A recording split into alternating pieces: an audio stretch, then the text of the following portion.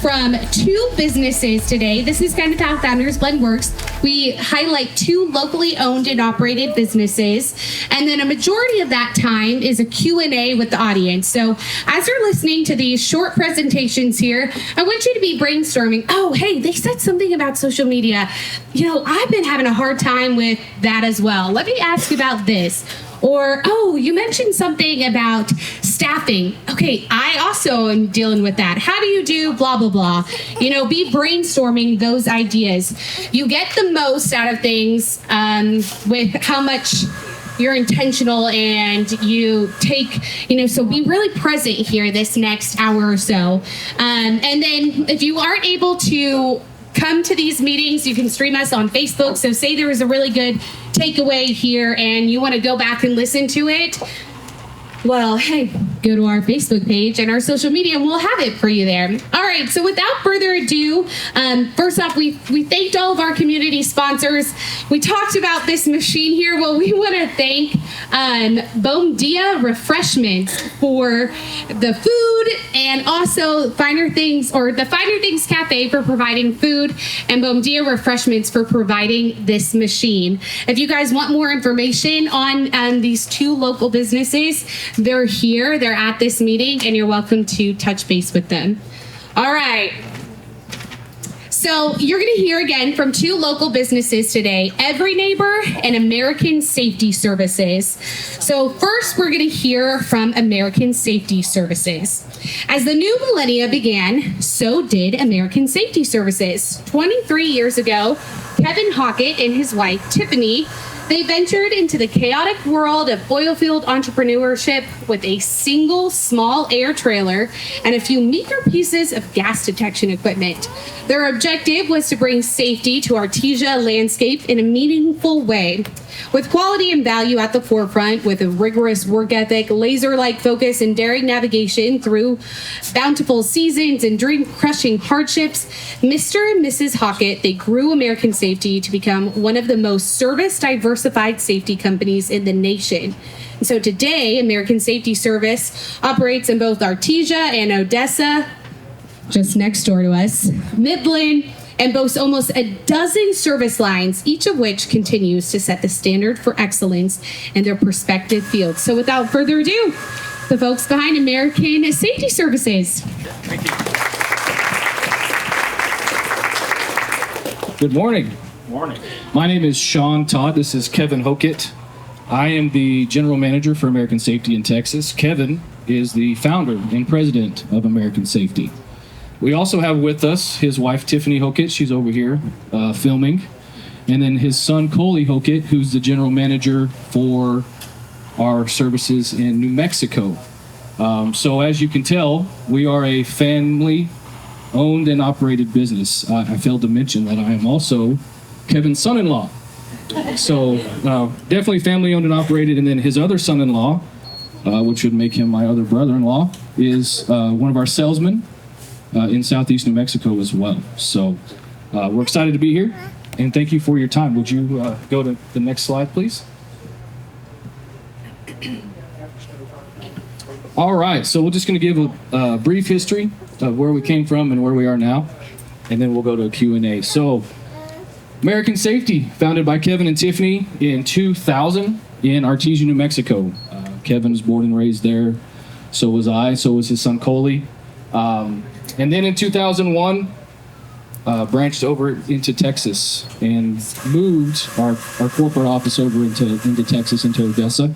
Been operating from there ever since. Started as Sammy mentioned, with just a single service line, which was the safety services, air trailer rental, stuff like that. Started adding service lines from there. So started getting into safety equipment inspections, such as fire extinguishers and well servicing rigs. Keep going. And then in 2002, added a production side to the business. We started adding production side to it, which was with Roustabout Services in 2002. Next. And I failed to mention that all this while, Kevin was kind of playing dual roles. He was working as a consultant to the oil and gas industry. And so then in 2003, He stopped consulting, went full-time with American Safety Services. Saw a lot of growth between those early years of 2000 to 2005, and then in 2006 really started getting into the production side of things. So started American Production Services, which is a DBA of American Safety Services, which is where we added a trucking division, a well servicing division, and a few other things. Kept expanding the roustabout services, some backhoes and dump trucks and things of that nature as well. And really expanded our footprint from just southeast New Mexico and West Texas, but also added some other areas that we were servicing: Granbury, Texas, Fort Stockton, Texas. Both of those were primarily trucking facilities. Seminole as well is also a trucking facility, and then we also went into Cortez, Colorado, with some safety services that we were doing up there in that basin up there. 2007, that's when I came along. That's 21-year-old Sean Todd right there, doing some rescue training. So we started getting into some rescue services as well, started a rescue division, which we still currently have. And then 2008 came, 2008, 2009, and the economy did what it did with collapse of the economy. Housing market tanked, oil and gas industry tanked. And so with that came a period of we went from a rapid expansion to really having to get back to our core business offices, which are southeast New Mexico and West Texas. So unfortunately had to shut down some yards and really consolidate our equipment back to the Permian Basin. And then 2010s when Coley got out of college and came to work for American Safety full-time and became the general manager for New Mexico. He's been running that operation over there ever since. And then just started a period of rebuilding and growing again. So in 2014 through 2016, we added a water transfer division, a hot oiler division, and in 2016, an environmental division. 2018, started doing some gauging and other services with our safety side of things. And then in 22, so last summer, added a hydrovac division. And we purchased a new facility between Midland and Odessa on I-20 that we, with the intention of it being two things: one, our corporate office, and an extra yard. Because of the growth, we've outgrown our original facility in Odessa. And then also started a training center there. Training is something we've done for a while, but we hadn't really focused on well. Hadn't been a major part of what we do, and so now it is. So we started a full-time safety training center. We have a full training staff and do everything from oil field H2S to forklift certifications and fall protection and crane certifications and you name it. Do a lot of different training both in our facility, and then we have instructors that go out to our customers' facilities and do training in the field or their facilities as well. Also in 2022 and into 23 this year, we've seen this year alone about a 40% growth in our company. And I think it's important to highlight that because, how did we do that and what did we do to make that happen? And that slide right there, that portion of the slide says it all, just kind of bringing on the right people. Beginning of 22, we kind of recognized that it had grown to our capacity to manage. We could only do so much and be so many places at once, and so knew we needed to bring in some extra support. And so with that, really started sourcing the right people to help take it on and really make things start moving. And that's what's been the difference for us is the people. Getting the right people in the right places, marketing department going, additional support from the corporate level, etc. And so we've seen, like I said, 40% growth since then. So, and that's where we are now, focused on quality is our biggest concern. That's our number one goal, is to make sure that we're providing quality over anything, over everything. It's at the core of who we are. So we looked internally, said, okay, where can we improve? What are we doing okay at? And where do we really need to focus to make sure we're providing quality service? Because with the quality comes a business, right? And retention of that business, etc. So that's us. Appreciate your time. We'll pass that mic. I can project, so we'll just pass that mic between you guys. I know, shocking that I can project. Well, you guys are one of the first businesses that we've had present at Founders Blend where it's a father and a son-in-law. So I imagine that adds some dynamics. I mean, there's going to be dynamics to any business, but a family-owned business, I'm sure that brings about different dynamics because, yes, you're working with them at the office every day, but you're also going home and hanging out with them, spending holidays with them. What has that been like running a business and also running it with your family? Definitely brings different dynamics to things. You pick your battles a little different than you would normally, probably. Pick your battles. Cute. Know when to walk away, when to fight for what you got going on. But ours is very different than a lot because working with my wife daily for 23 years, son-in-laws. But luckily, they're all great people and all great, have the same focus, same direction we want to go. So it works out pretty easy. Yeah. And something that I thought you touched on that was interesting, and you are one of the older businesses that have presented. You've been around, you've been established for a while, which will be a nice contrast to the next business, which is a newer business. But you've seen the ups and downs of, business is great. Oh, okay, and now we are going to have to just, get by the skin of our teeth, What did 2008 and going through that experience, what did that teach you? Failure is not an option, number one. We was the first ones as management to take pay cuts, we ate bologna sandwiches a lot, whatever it took to get by, but failure is just not an option. Just continue forward with the direction and services and believing in the people. Same thing. Yeah, failure not an option. I like. You're also one of the first oil and gas businesses that we've had present, and that industry comes with just its unique ways of doing business.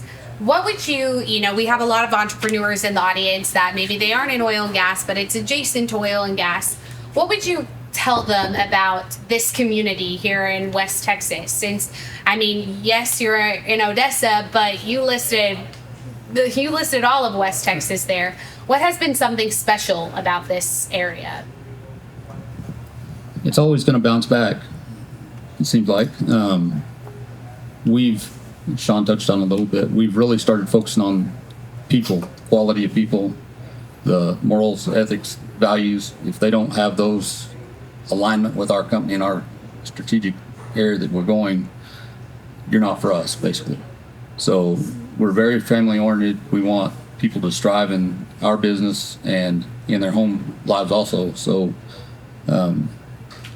it's a very unique situation because people can walk down the road and get another job.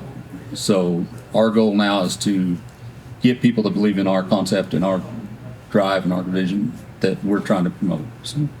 And how do you find those people where it's a good match? It's not always 100% situation. Do a lot of vetting when we try to hire them. It's not always just about one person. We're looking for a specific type of people right now that, like I said, morals, ethics, values. If they can't demonstrate those even in an interview, so many people come in. We have people come in shorts and flip flops, and you're not for us probably. So, and I'll add to that too. Something that's been really cool in the last year and a half or so has been with that refocus and with the excitement that comes with that and the team all working in the same direction. We found really this year that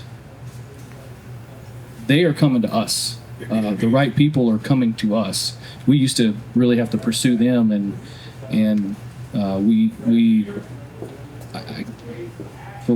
I guess because of just word of mouth and people seeing who we are and what we're doing, they're excited about where we're going and they want to join our team. It's pretty neat. Yeah. And, joining your team is one thing, retaining your team is a whole other thing. Right. How do you do that? Sure.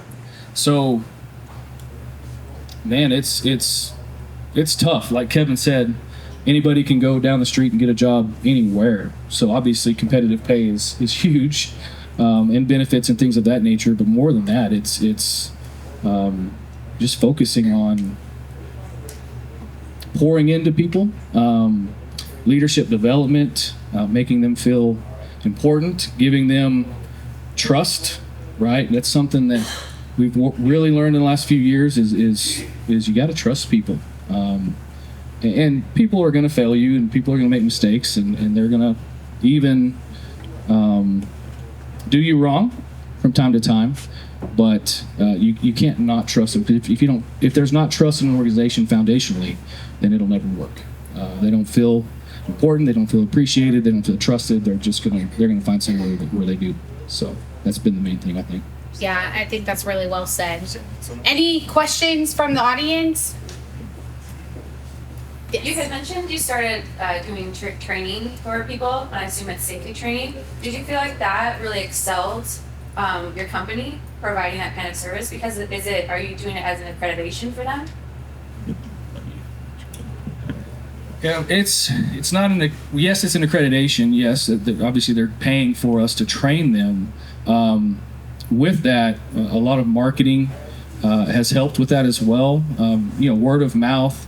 The training, we started the training center last June of 22, and we've seen a ton of growth since then. So I think that's been a huge part of it, is getting in front of a lot of different companies in a really short amount of time.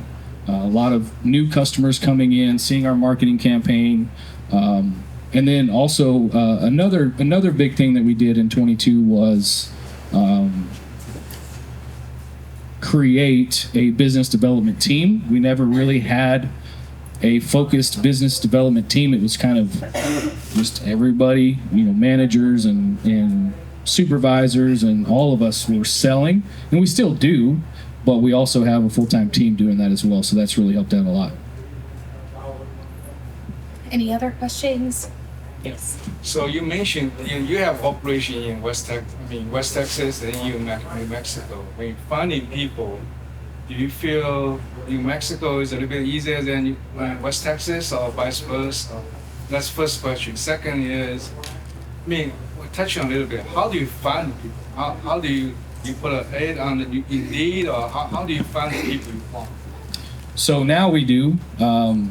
We have definitely Indeed is a staple now, where we actually have a recruiter full time as well.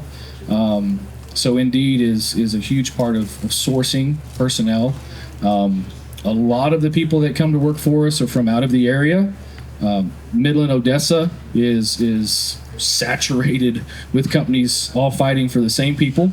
A lot of people coming in, and I would say that each area has its own challenges. There's not the pool of people in southeast New Mexico that there is in Midland, Odessa. Reality is this is the cash register of the country. Midland, Odessa is, and even though the cost of living is high, the demand for people is also high, and so are wages. Average salaries out here are huge and increasing yearly, and so Indeed's been huge. Just Word of mouth. Yeah, word of mouth is huge. Southeast New Mexico, I would say, is definitely a smaller pool of people, and not as many people want to move there to work, and so it's tough. Coley could probably answer that better than I can, but I know that's something they struggle with, is finding the right people, finding good people over there, because not as many people want to go over there. But it's also busy over there too. Artesia, Carlsbad, Hobbs, that whole southeastern portion of the state is basically just a smaller version of Midland, Odessa, Crane, Andrews, etc. Something that you mentioned that was interesting, you recently rebranded, and that sounds easy, right? Oh, we're just gonna rebrand a little bit, but there's a lot that goes into that process, I imagine. What has that been like, especially in 2023 when apps are changing, technology is changing? How has rebranding been? It's been good. We were kind of always referred to as American or American Safety. Matter of fact, I'm wearing one of our old logoed shirts right now. Don't tell the marketing department. And our marketing director is here. Her name's Courtney. I forgot to mention her earlier. She's over there. But so she's probably putting her hat over her eyes there. But it's been good. We wanted a refresh. Been in business for 21 years at this point when we decided to do that last year, and couldn't think of a better way to do it than just focus on American. And so now our logo is American, and then safety services and production services, etc. So doesn't matter where we go, where everybody calls us American. So it's pretty neat. It's been a good thing, I think. Right. And it's easy to get behind red, white, and blue. Yeah, absolutely. Right. Who doesn't like that? Right? Who doesn't? Who doesn't? Awesome. Any other questions? Yes. So, I work in marketing, and sometimes consultations turn into a therapy session with companies. And I was more interested on y'all's employee retention incentives. And that seems to be a lot of what I hear from other companies. We can't get people to stay with us. We need help. Make another flyer saying we're hiring. Are there any key incentives or initiatives that y'all use in-house that could transfer over many companies? No. Honestly, we don't have incentives for retention. But we do have one thing that really helped us in a couple of our departments was having a growth plan. Before, it was just, hey, we'll hire you, and then if you do a good job and you work with us for a while, then you'll be up for a raise or up for a promotion or whatever. And something that really improved that whole process was establishing a plan per department, per position, and giving employees benchmarks to hit and a path of progression. And what we found is people like that. They like knowing what it's going to take to promote, what it's going to take to progress in their career with us. And so that's been the biggest thing, the biggest positive thing we've seen is just establishing that from the get-go. They get it right when they get hired. They know what it's going to take to progress to the next level. For example, in our safety department, from a brand new technician to a level 1 technician to a level 2 technician, and then into a lead, and then a supervisor, and so on and so forth. And that plan and that path is in writing on paper, and they know exactly what it takes to get there. Thank you. Yeah, I think that's very key. As I meet with businesses, that idea of a growth plan for employees seems to be a huge asset for them to want to stay at the business.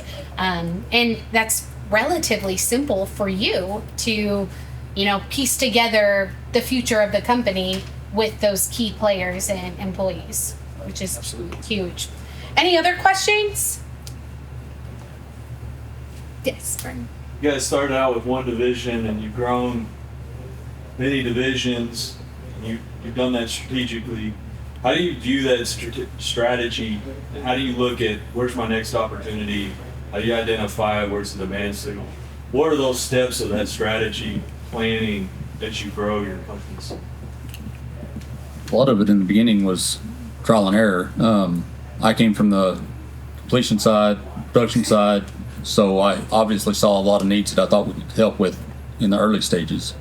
That's how the safety division started. Through consulting, I reached out to multiple different safety companies, and they just was a failure. They didn't take care of business, so that's how we got in there. But through my knowledge of the roustabouts and the water vacuum trucks and hydrovacs, it was an easy transition into those areas that we're always watching to see what the industry is needing next. Some of them haven't worked out. I had a tool division at one point that didn't necessarily work out.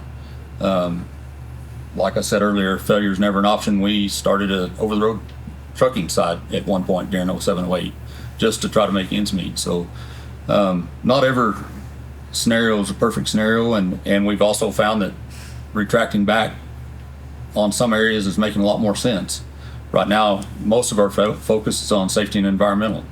So the other divisions are still there, and through different times of the life cycle of the years, it's glad we had them, but we're intentionally really focusing on safety and environmental right now.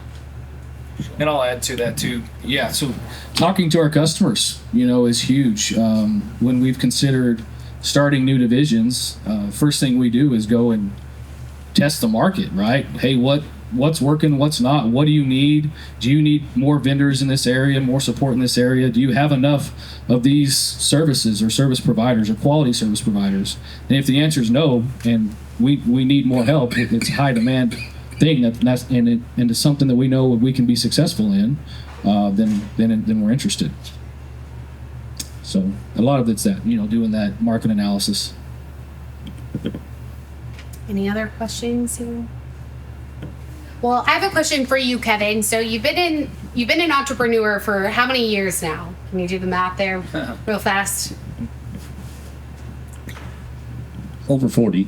Over 40 years. And so, if you could go back and tell yourself 40 years ago, one key piece of advice, what would you tell that young entrepreneur? Because I imagine we have people here in this audience that they are at that point, or, they're halfway there and they're like, how do I keep going?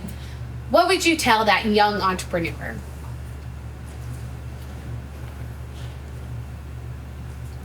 Like I said, you've got to be willing to put in the work. I mean, it's not going to be easy most days. It's, for the first 20 years, it may not be easy. Things are definitely different now with all the information that's available online and internet and technology-wise, but you've just got to decide if that's what you're going to do, you're going to do it, and failure is not an option, because there's going to be a lot of not real fun days. I mean, like I said, I worked two jobs a lot of times to make ends meet while building the business and inserting those key personnel along the way, still doing what I was doing. But it's just the fact that you're going to put in a lot of hours, you're going to lose a lot of vacations, you're not going to spend a lot of time with family, you're not going to, the glory side is not for years and years down the road, probably. But it gets there. It gets there if you're willing to put in the time and the effort. And I'm sure on those days that you wanted to wave the white flag, now that you're sitting back here and you can, you have a slideshow where the timeline just keeps going, and not everyone's timeline keeps going when they've owned a business. How does that feel to know, hey, we've made it. We've had our ups and downs, but we're still here? I can't say that I was ever to this point that I was ready to wave the red flag and walk away. I mean, that's one thing that sets us a little apart from most of the others. 96% of all businesses fail in the first 10 years. So you've got to have that commitment that you're going forward and know the direction you want to go. Yes, it's awesome now. We've got the recognition. We walk in a room and everybody knows who we are for the most part anymore. Dealing with probably the biggest safety provider in the area now, for sure. It's a lot of fun right now. Yeah, I'm having more fun today than I did the day I started it. Good to hear. I'm sure some of these entrepreneurs were like 20 years. Right. Yeah. Well, that's great to hear. Well, any other questions from anyone? And I'll add to that, you've got to have the support of your family, your wife, your spouse, whatever, because it's definitely not a lot of fun for her a lot of times. I mean, yeah, let's touch on that. That's something that I think people think, oh, you own your own business, you can make your own hours, you're rich, you can do it all. But it's a lot of sacrifice oftentimes of time. How do you balance that? We don't very well. It's pretty much work and work out. So that's about it. There's not, we don't do anything besides work for the most part. But at least you're with each other. Right. I'm sure you have some other things that you could just. Yeah. Well, she could. She could take the next I could have a one. lot. I bet. I will say that they, over the last couple of years, y'all have done better at that. They've done better at that. They've started taking some vacations here and there. I think that's their thing, is they work, when they're here, they work. And that's it, weekends included. But they're getting better at unplugging. Every couple months, they're gone for 3, 4, 5 days, getting unplugged, getting renewed, refreshed, and then getting back after it. So. Okay. Well, I'm happy to hear that. And that goes back to having great people in place now. Yeah. So, yeah, we've got a great staff. We've got people that's been here 17, 18 years. So we've got a lot of longevity in it. That makes a big difference. Right. That makes a big difference when you can pass over the reins and know Absolutely. it'll be okay. Well, anything else that you guys would like to add that I didn't touch on? I don't know. I think kind of the same way I end our safety meetings, and is it's all about the people. At the end of the day, it's all about the people you surround yourself with. Foundationally, have that trust. Extend that trust even when it's broken. You got to keep extending it and coaching. And we tell our people all the time, it's not us. We're not American Safety. Y'all are American Safety. And we have 350 employees roughly now, and they are American Safety. It's not us. And without them, we're not successful. So that's the key. Yeah, that's a great takeaway. It's all about the people. That marketing, write that down. That could be on the new shirt or something. Well, thank you guys so much. We really appreciate the time and your hard work. I mean, we need entrepreneurs like you and more of them, so we really appreciate it. Let's give them a round of applause here.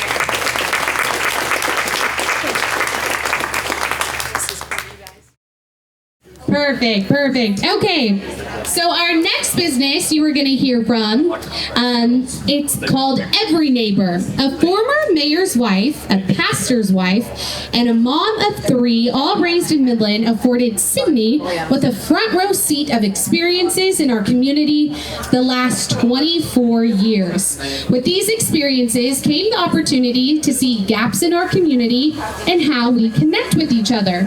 So one issue that wouldn't let go in Sydney's heart was the need to create a pathway for individuals in our community to get connected to real needs. The Permian Basin, it needed a community network where opportunities can be highlighted and the pathway to serving made simple. That community network, well, it now has a name, Every Neighbor. So without further ado, Sydney.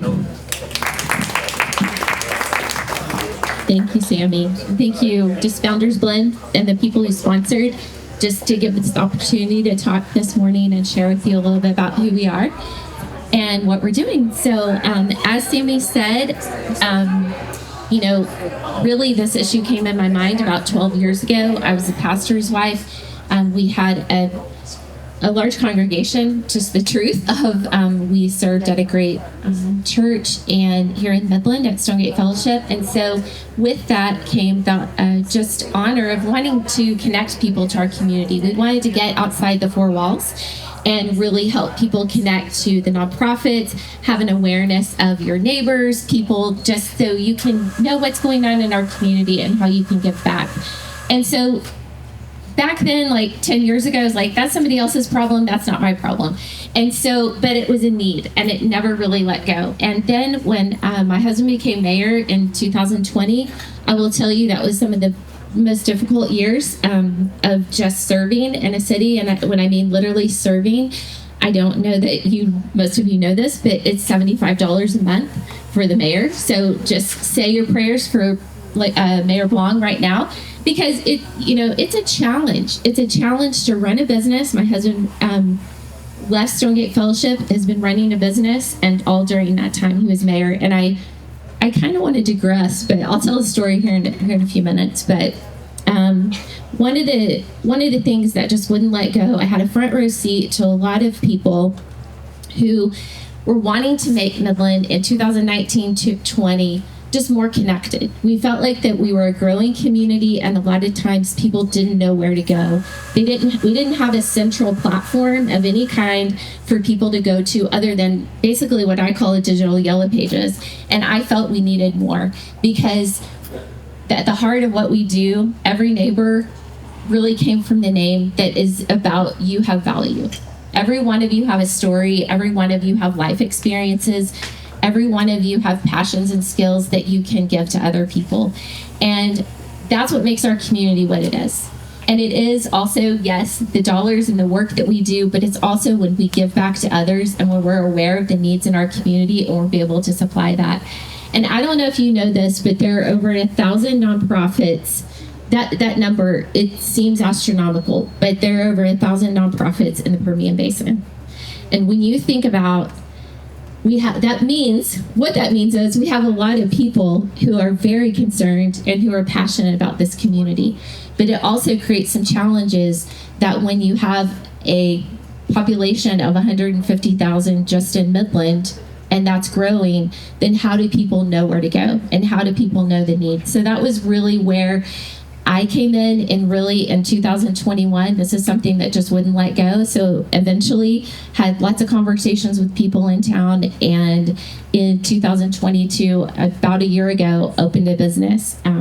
And so we're called Every Neighbor. And really, I'm just going to walk you through a few things on our website, just so you'll know more about us and what we do. In January, I hired Leslie Crisp. She's here on the front, and so she works with me. She's our community lead, and so she works with a lot of our nonprofits that we work with.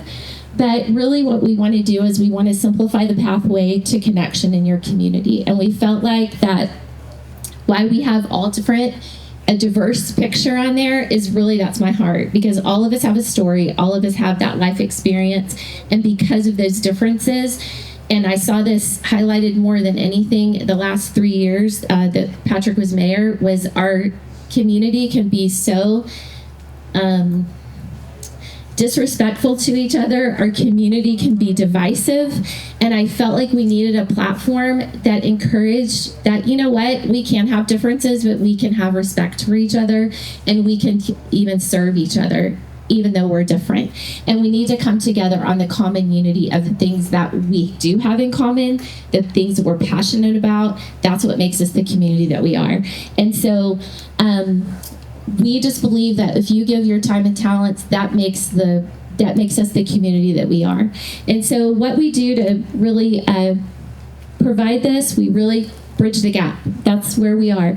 We work with individuals, businesses, and churches who may have employees that want to get engaged in community. Maybe we know all the majors do that, but we know small businesses and medium-sized businesses have 50, 70 employees, 25 employees, 350 employees, as I shared earlier, that may want to get engaged in community and offer a volunteer opportunity for their employees. And so we want to be that bridge that helps them know where to go. And so that's one way that businesses get involved. We also work with, We also work with churches to help organize their projects for people and to promote what nonprofits they serve in the community. And then we also connect individuals. So we also work with schools. So we're really just a network of sorts that we really want to connect those people. 3 pillars, and I think it goes back to what the guys were talking about earlier at American Safety, is people are it. And unless we realize that, it's just a challenge. And so we believe that people are valuable. We believe that connection matters in our community. When we're disconnected, it can cause all kinds of problems. And so we want to promote a healthy community, not only for Midland, but Odessa as well, and the Permian.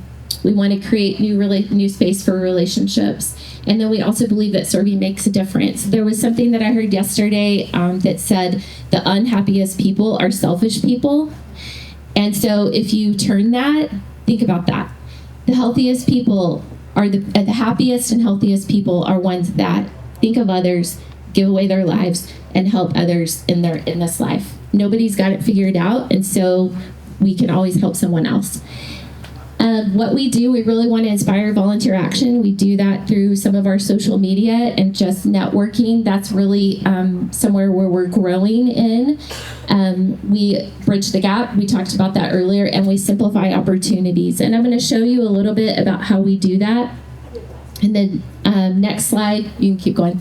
So this is our hub that we have, and we work with right now 12 nonprofits and 2 churches, and then we have about 3 businesses that we're working with. So we're only been in 11 months. I think our first customer was in December of last year.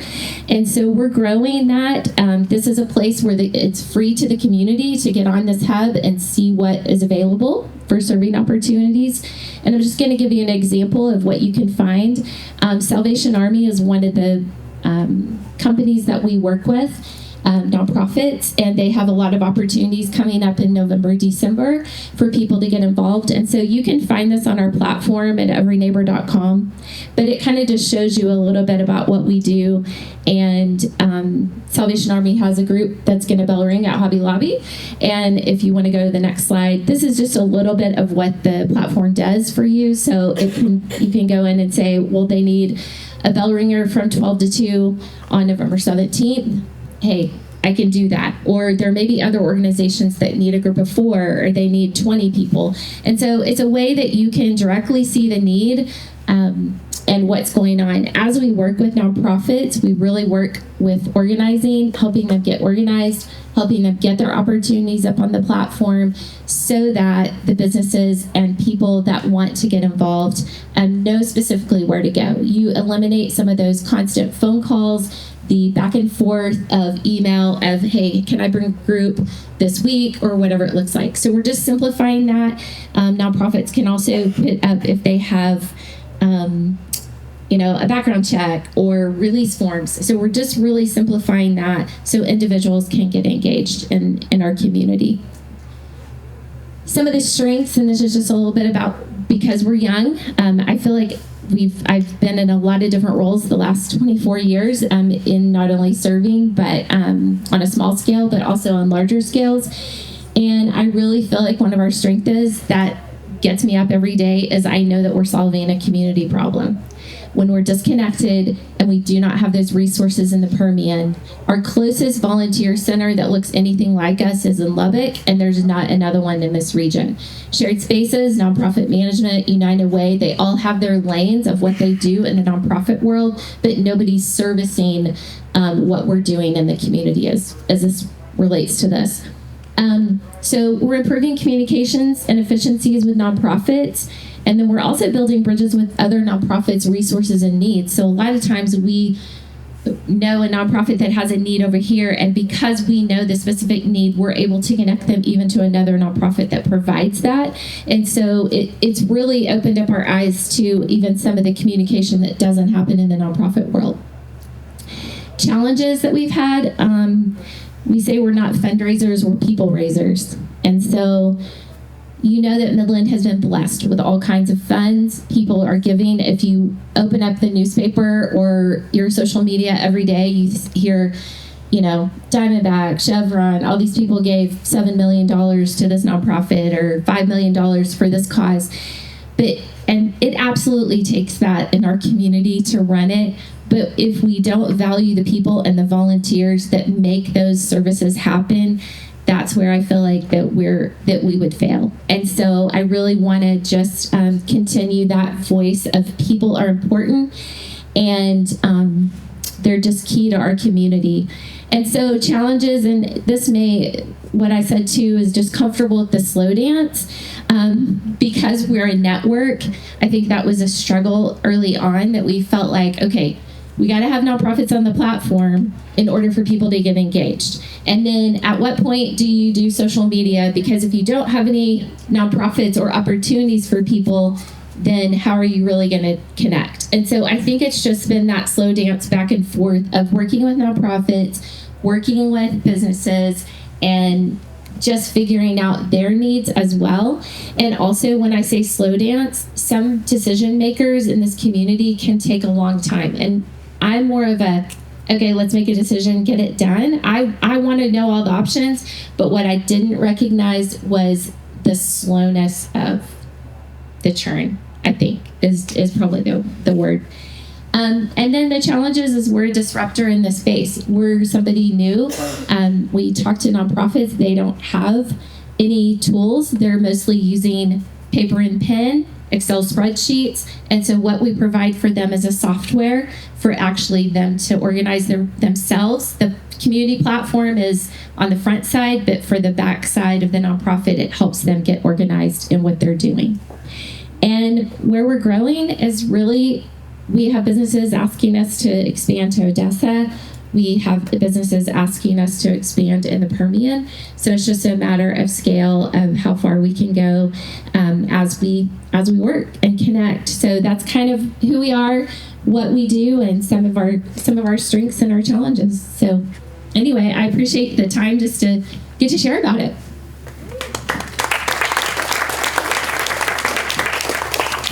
That was, actually, you could give that. Okay. That was great. Well, Cindy, I met with you last fall when you were still trying. Yeah, Leslie, do you want to come get the hot seat here?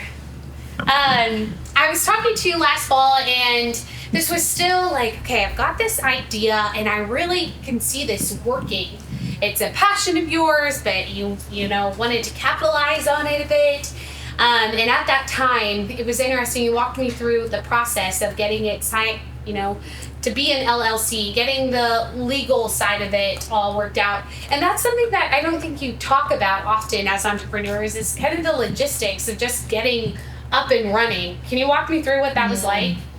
So I think taking it from like a dream and really a lot of what we do, you would say would be in the nonprofit space. But like I said before, we wanted to move it. That was one of the things that Patrick always told me. He was like, you're not going to be a nonprofit. You're providing a service for people, and you do it well, and you will succeed. And so when I went into that realm of just, I don't feel like a business owner. I mean, I have a lot of experiences, but I've been really on that underside of a lot of things. The last 10 years I've worked in 2 family offices doing bookkeeping, investment, management, and things like that. And so this was a whole new realm of just starting, okay, trademarks and LLCs and meeting with lawyers and, all of that kind of thing. And I think that's one thing I appreciate about what Founders Blend is doing, because I do think there's a lot of questions initially of how do I even get started, and what is the first step, and what does social media look like, and what does your marketing. I mean, Joe Ayler is with Ayler Branding is one of my guys that just a go-to I've known for a long time.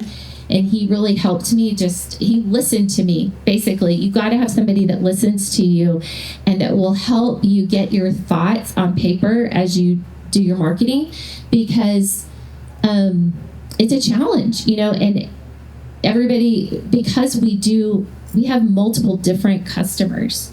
Does that make sense? Like one day, Leslie and I are working with nonprofits. The next day, we're working with businesses. We might have 20 phone calls in between a day where we're talking to a church. And so there's not just one path that you're saying, oh yeah, I'm just working with nonprofits. I'm like, no, I do a lot of things. And so to try to narrow that down is probably the most difficult task. Yeah. And I'm sure adding Leslie to the team. And when did you join? In June. January. January. Okay. And so you get everything all settled in around Christmas time. You've got your first business. And then it's probably just a matter of, I don't know, there's not a time in the day for me to be wearing all the hats, the branding hat, the networking with businesses. I need to add someone to your team. But when you're still so small, that's probably a daunting task of, how am I going to find someone that's a good fit and a good match and who can, be my right arm when my left arm is busy? How did you go about finding Leslie? Honestly, prayer.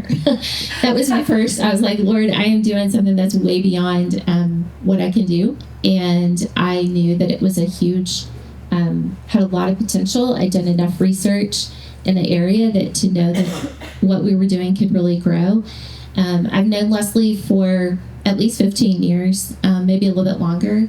And so I knew it was somebody I could trust. It goes back to American Safety. I knew that of what they were trying to say, of just, it's built on trust. It's built on relationships it's not just the skill and ability that somebody brings. It's really their attitude. It's that history with them. And a lot of times I know that's hard because you're not necessarily always hiring somebody that you know. But I felt like for my first hire, I needed somebody I could trust and I knew that would bring a great benefit. I'm going to let Leslie tell you a little bit about her background because it really played into what we do here. Hello, my background. So I went here to Midland College through nursing school. I was a OB-GYN nurse for 11 years. Then I became a financial advisor for Edward Jones. I did that for 2.5 years. Did not love it. but made a lot of money. And then I went into full-time vocational ministry. And so I was on staff at Stonegate, coordinated, when I say hundreds, that is no lie, hundreds of volunteers. Over 9.5 years, I've worked with lots of volunteers in that space. And so I really feel like that's probably one of the benefits of working with a lot of the nonprofits that have been in that space. I know how hard working with volunteers can be and coordinating that. And so, that's my background. And how do you differentiate? Because Midland, Odessa, we have so many nonprofits. But how do you differentiate? Okay, yes, we do have a lot of nonprofits. But as a reminder, we are a for-profit business. So how do you, toe that line a bit?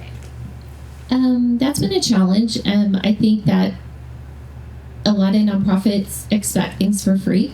And I'm not saying this is, I'm saying this from guidance as well, that a lot of times I've learned that price shouldn't dictate. I really believe we're giving value to people and we're strategizing with them and we're helping them grow as an organization.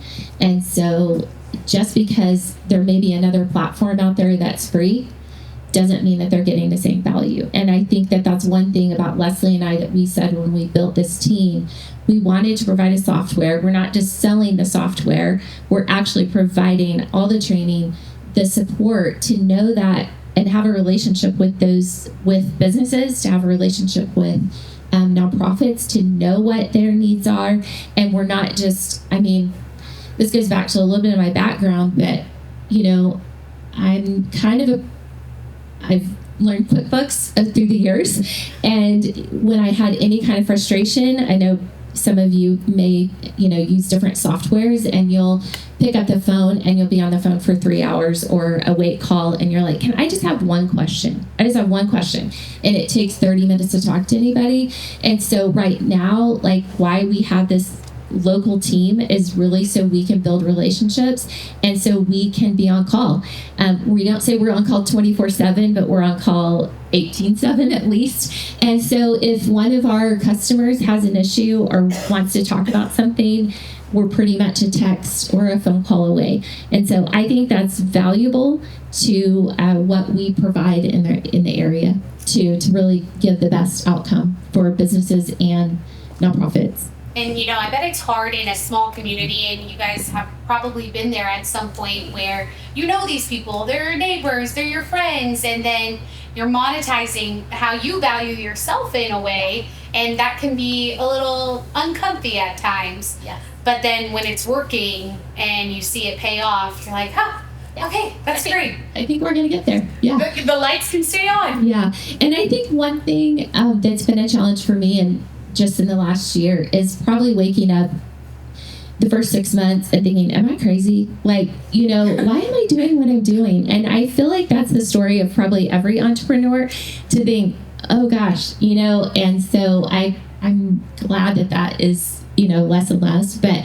people do need people. And I think that that's one of the things that, just drives me, is just not only the power of connecting neighborhoods, but also connecting people to nonprofits. Yeah. So, any questions? Yeah. I think it's great. Yeah. Heard about it a long time ago. What I want to know is, you charge a fee for the program, right? Yes. Okay, but what I want to know is, if somebody just wants to be referred to by you, do you charge for that? Referred to. Do you have to pay to be in, your organization for you to refer somebody to somebody else? No, we just charge because there's a part of the platform that we actually license, and so we sub-license it on the behalf of the nonprofit. As it works with businesses, like if there's a business that we want to work with, we actually provide different services for businesses that are not only just wanting volunteer opportunities, but we also make connections in the community for people that have just moved here that are, we call new to the Permian, and we feel like that retention is critical for so many businesses, and we really want to make that move for people. So many times we worry about the houses and where they're going to live and the neighborhood and the schools, but we forget their heart, and so that's so much of what we want to do to help businesses and companies as well. So there's not a fee for referral, if I'm hearing your question right. Any other questions? Yes. So again, I work in marketing, and I see this as a golden opportunity for brand development for companies. Do y'all partner with any marketing agencies? And I have companies that do. We are constantly trying to develop, keeping it local. It makes the brand look really good. I know it sounds ugly, but that's where my mind goes. Are you partnering with any agencies to help them get to their companies? Hey, here's this platform. We found volunteer work for you. Yeah, we're beginning that in the last 2 or 3 months. We do have a marketing company that we work with, and actually I feel like I have about 3 consultants that I'm paying to make sure that we're staying on top of things and that we're able to grow. But I have been asked, just a couple of the majors have actually PR agencies that they work with, and so they've actually contacted us and said, hey, I think that would be a great opportunity for you to talk to so-and-so about what you're doing. And so, yeah. But like I said, we're totally opposite of the people that were here before. I mean, I feel like we're really at a growth phase and early, and we have a lot to learn. So, but I'd love any input on that. And I mean, that's why we do these things, to show the spectrum of an entrepreneur. I mean, you can be brand new, or this is the 3rd or 4th business you've started, and it's just a matter of plugging you in with the right mentors or being a mentee. I mean, that's why we do this. And then my other question for you, marketing, I mean, that is just a whole thing, but I thought what was interesting is a lot of marketing in Midland is word of mouth and is those relationships. And it's having one good experience with a very talkative, influential customer who then, it's situations like that where that word of mouth marketing. And it seems like you're very intentional with that, finding the right people and ensuring that they're aware of every neighbor. Right. So a lot of times, I mean, and we're open to talking. We love to talk to groups like this just to tell about who we are and what we're doing. So that there is that word of mouth component, but also with social media and marketing, I think that is a constant. For me, I have to rely on, and I think this is one thing I've just learned along the way. You've got to surround yourself with great people that know more than you do, and so you've got to have those consultants or friends or people that have. And I'm going to confess, I'm mid-50s, and I don't love social media. I don't. And so that's a challenge for me, as I've had to surround myself with younger people that love social media, that are connecting. And so we want to continue to grow that. And like I said, it's been a slow kind of dance that we've had to play, but that's something that we're learning as a business that also is important, but we're really wanting that local piece as well, just to have a face to a name. That makes sense. I love what she said there, finding people that are smarter than you and surrounding yourself around them. And I also think humility goes a long way as a business owner. I'm sure Leslie can probably put me on the hot seat here again, but having worked with Sydney and done, personal finance and working at other areas, you can probably tell a difference when you're working for a different type of manager, I imagine. What has this experience been like? Yeah, so I can project one of my many gifts and not gifts. Okay. Working for Cindy's been amazing. She's got the biggest heart. But I think one thing that I've respected the most is that even coming on the team with Cindy is we want to work with people who want to work with us. So we want to do good work for people who want to do good work in our community. And so I think that's been, it's not been like, hey, come join me. Let's see, there's over 1,000 nonprofits out there. Let's see how many accounts we can get and create and be rich. Cindy said her goal is not to be rich. That's not my goal. So, but that, so just throwing that out there.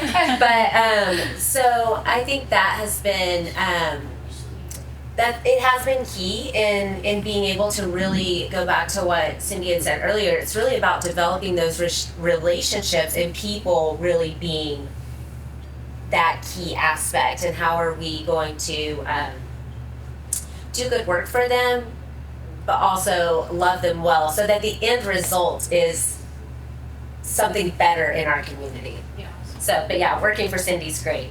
That mutual, I think that was a great point, finding that mutual attraction and knowing like there are going to be some customers and people that you might build up to be, oh, I really want to lock them down, maybe a great client, and sometimes it's just not meant to be, and it's for the best. Yeah. And I think that goes back to timing, just being patient. I know that there's people that I talked to 8-9 months ago that are now emailing me, calling me, and saying, hey, can we connect again? And so I think it's not giving up on people and just realizing that you're a disruptor, you're new to what you're doing. And so sometimes it just, you have those early adopters, and then you have people that are a little bit, want to take more time, and that's okay. And it doesn't devalue them. It's just that you got to be patient in the wait. So. Right. Any other questions? Yes.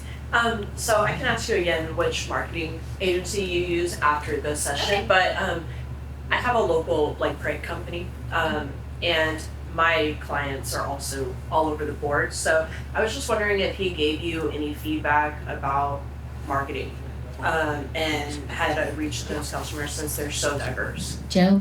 Is it you're talking about Joe? Yeah. What did you say? Ayler. Well, Yes, he helped me do my website and just do some other marketing things. He's not doing the social media right now, but I think that was the challenge of just because we have different customers and different target audiences. I mean, I would say everyone's our target audience, but I know that's the rule number one, that you got to narrow it down.